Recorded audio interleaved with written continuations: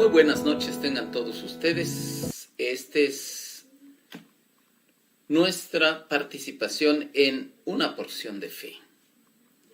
Hoy nos corresponde leer los capítulos 20 y 21 de esta preciosa palabra de Dios del libro segundo de Samuel del Antiguo Testamento. Vamos a cerrar esta situación en que quedó la contienda de Absalón con David y la sublevación posterior de algunos más de Israel, para finalmente ver las posteriores situaciones que le ocurrieron también al rey David. Empecemos nuestra lectura. Por ahí se encontraba un malvado que se llamaba Sabá, hijo de Bicri, que era benjaminita. Dando un toque de trompeta se puso a gritar: pueblo de Israel, todos a sus casas, pues no tenemos parte con David, ni herencia con el hijo de Isaí. Entonces todos los israelitas abandonaron a David y siguieron a Sabá, hijo de Bicri. Los de Judá, por su parte, se mantuvieron fieles a su rey y lo acompañaron desde el Jordán hasta Jerusalén. Cuando el rey David llegó a su palacio en Jerusalén, sacó a las 10 concubinas que había dejado a cargo del palacio y las puso bajo vigilancia. Siguió manteniéndolas, pero no volvió a acostarse con ellas hasta el día de su muerte. Quedaron encerradas y vivieron como si fueran viudas. Luego, el rey le ordenó a Amasá: moviliza las tropas de Judá y preséntate aquí con ellas dentro de 3 días. Amasá salió para movilizar a las tropas, pero no cumplió con el plazo. Por eso David le dijo a Abisai: ahora Sabá, hijo de Bicri, va a perjudicarnos más que Absalón. Así que hazte cargo de la guardia real y sal a perseguirlo, no sea que llegue a alguna ciudad fortificada y se nos escape. Entonces los soldados de Joab, junto con los quereteos, los peleteos y todos los oficiales bajo el mando de Abisai, salieron de Jerusalén para perseguir a Sabá, hijo de Bicri. Al llegar a la gran roca que está en Gabaón, Amasá les salió al encuentro. Joab tenía su uniforme ajustado con un cinturón y ceñida al muslo llevaba una daga envainada, pero al caminar la daga se le cayó. Con la mano derecha, Joab tomó a Amasá por la barba para besarlo mientras le preguntaba: ¿cómo estás, hermano? Amasá no se percató de que en la otra mano Joab llevaba la daga, así que Joab se la clavó en el vientre y las entrañas de Amasá se derramaron por el suelo.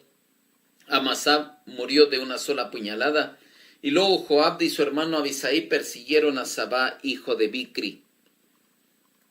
Uno de los soldados de Joab, deteniéndose junto al cuerpo de Amasá, exclamó: todos los que estén a favor de Joab y que apoyen a David, sigan a Joab.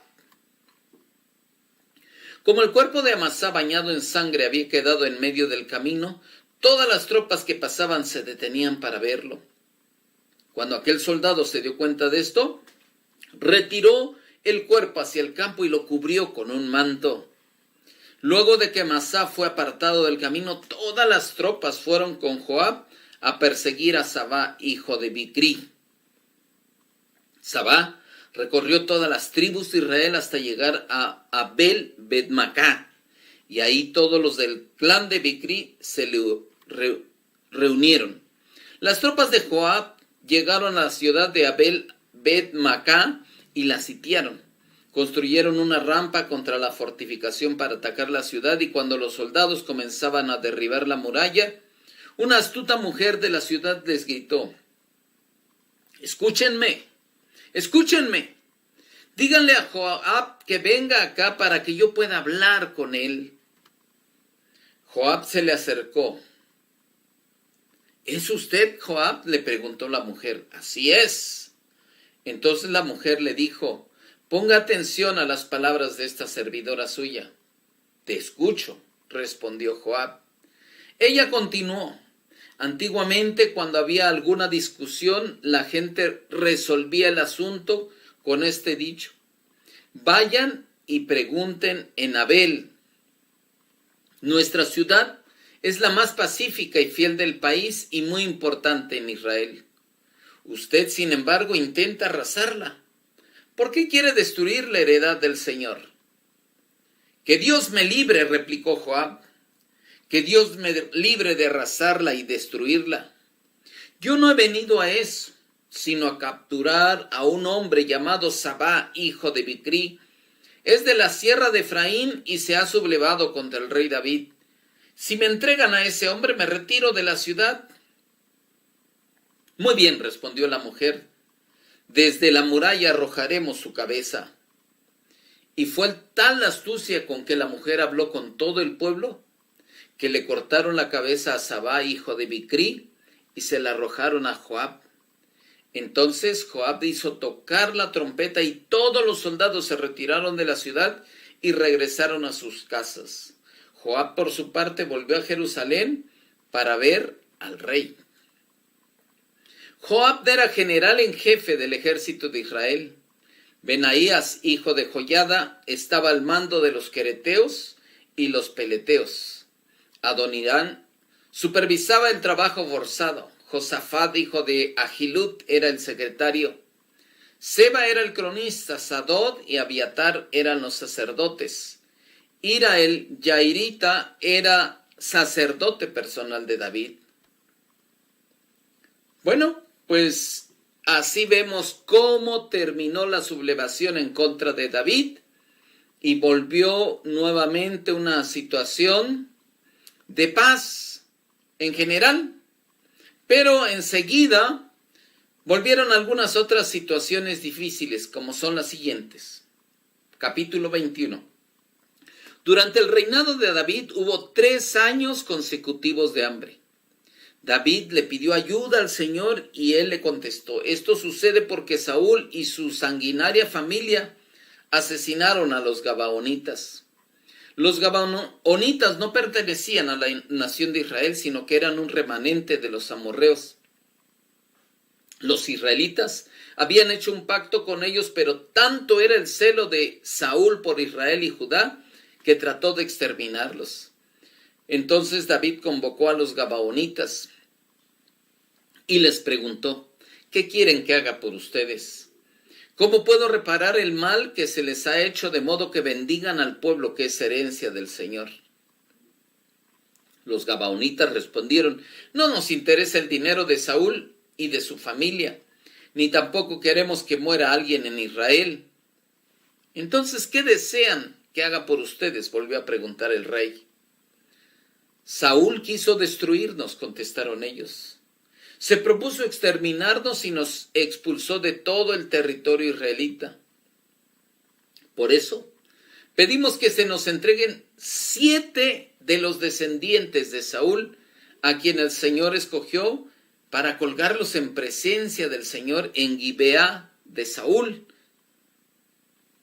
Se los entregaré, les prometió el rey.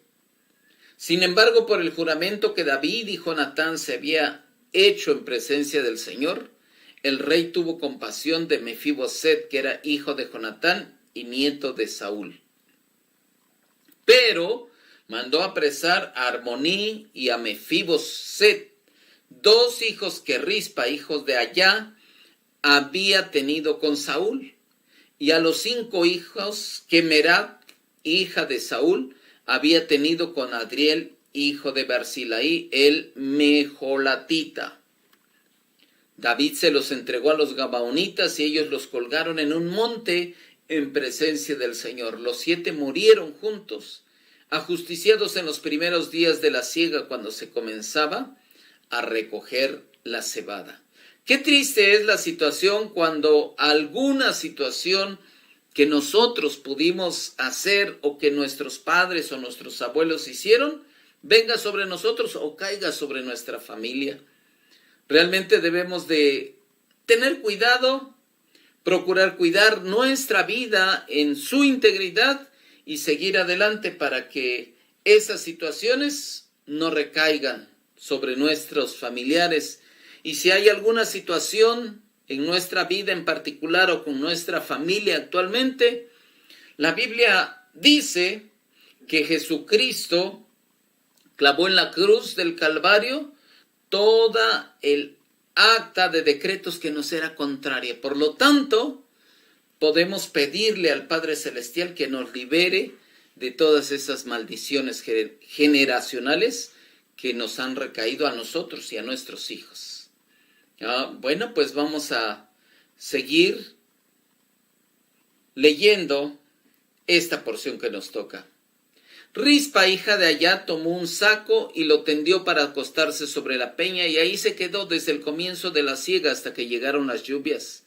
No permitía que las aves en el día ni las fieras en la noche tocaran los cadáveres.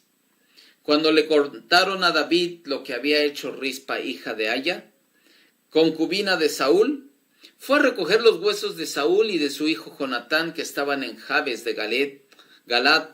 Los filisteos los habían colgado en la plaza de Betzán el día en que derrotaron a Saúl en Gilboa, pero los habitantes de la ciudad lo habían robado de ahí. Así que David hizo que los trasladaran a Jerusalén y que recogieran también los huesos de los 7 hombres que habían sido colgados. Así fue como los huesos de Saúl y su hijo Jonatán fueron enterrados en la tumba de Quis, el padre de Saúl, que está en Sela de Benjamín. Todo se hizo en cumplimiento de las órdenes del rey, y después de eso, Dios tuvo piedad del país.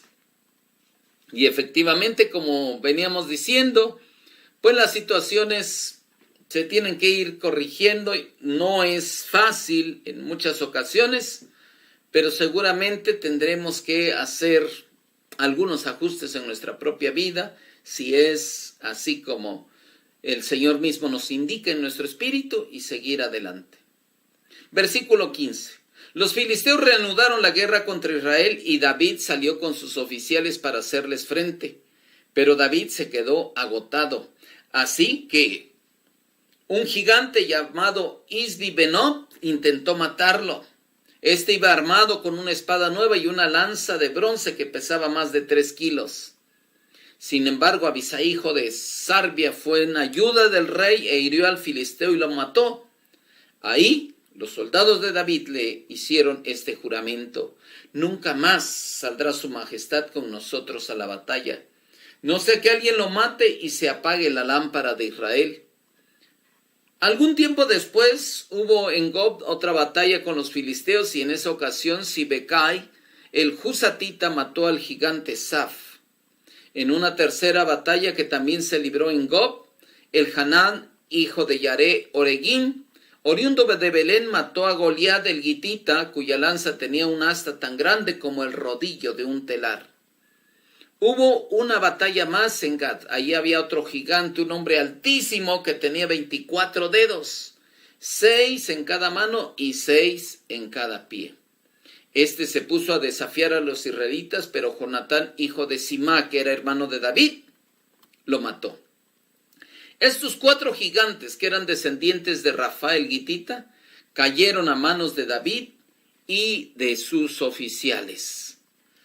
Así es como llegamos a la culminación de esta lectura y vemos el cuidado que los propios oficiales del rey David tienen acerca de él, y de tal manera lo cuidan que le dicen: ya no vas a salir a la guerra, quédate, porque pues realmente cuando pasa algún tiempo las energías, la destreza, la habilidad que se tenía en la juventud, pues ya deja de ser.